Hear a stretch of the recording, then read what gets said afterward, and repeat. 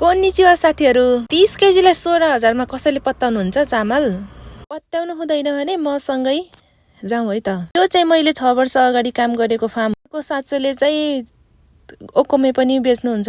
त्यहाँ गएको थिएँ, हेर्नु न कति राम्रो हरू पनि बेच्नुहुन्छ अनि इचिगो पनि बेच्नुहुन्छ। त्यहाँबाट मैले ओकोमे चाहिँ 16,000 मा किनेर ल्याएँ साथीहरू। अब 16,000 मा किनेर त ल्याएँ अनि त्यस पछाडि ब्राउन जस्तो हो के, अनि त्यो चामललाई चाहिँ फेरि सेतो बनाउनु पर्यो। लागि चाहिँ म यो मेसिनमा आएँ साथीहरू। 300 लाग्छ, 16,300 भनौँ है त सबै टोटल गरेर। अनि एमा चाहिँ कोइन मात्र चल्दो रहेछ साथीहरू। हेर्नु न, कोइन साट्नको लागि फेरि म पुरानो काम गरेको साट्नको लागि पहिला काम गरेको ठाउँमा गएँ अनि सबैजनाले चिन्नुहुन्छ। यो गाई चाहिँ कसैले पनि उसको लागि केही न केही किन्नुपर्छ। पैसा साटिसके पछाडि अनि ओकोमेलाई चाहिँ मैले 300 रुपियाँमा कुट्दैछु है त साथीहरू। ल हेर्नु है त, मैले अब हाई हाई पनि भनिरहेको छु त्यताबाट। अनि ती 300 राखिसके पछाडि त्यहाँ ओकोमे राखेँ। ओकोमे भनेको चामल है त साथीहरू। अनि राखिसके पछाडि यतातिर चाहिँ सेतो बनेर आउँछ साथीहरू है।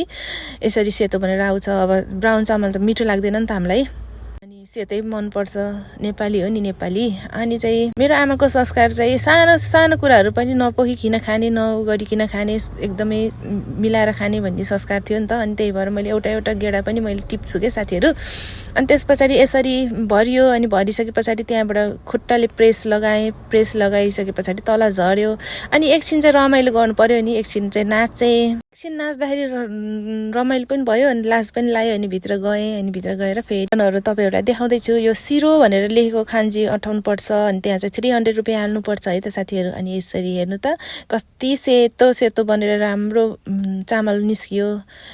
मलाई चाहिँ एउटा गेडा पनि फाल्न मन लाग्दैन, एकदम संस्कारी छु। मेरो पछाडिको भ्यू चाहिँ हेर्नु न साथीहरू। यो चाहिँ मेरो सधैँ खाइमनो गर्ने गेङ्की हो। अनि मेरो पछाडिको भ्यू जापानको गाउँ हेर्नु न साथीहरू, कस्तो राम्रो हुन्छ के, कस्तो राम्रो हुन्छ। गाउँमा बस्ने मान्छेहरूको चाहिँ आनन्द अर्कै आनन्द हुन्छ क्या, हेर्नु न। अनि यो चाहिँ मेरो अगाडिबाटको भ्यू हेर्नु न। यो चाहिँ रोड अनि यो चाहिँ होटल हो। अनि यो ठाउँमा चाहिँ म बसेको धेरै 7-8 वर्ष भयो। अनि त्यही भएर मलाई यो ठाउँ एकदम प्यारो लाग्छ। मेरो चाहिँ ओकोमे चामल पनि सकिन लागिसकेछ साथीहरू।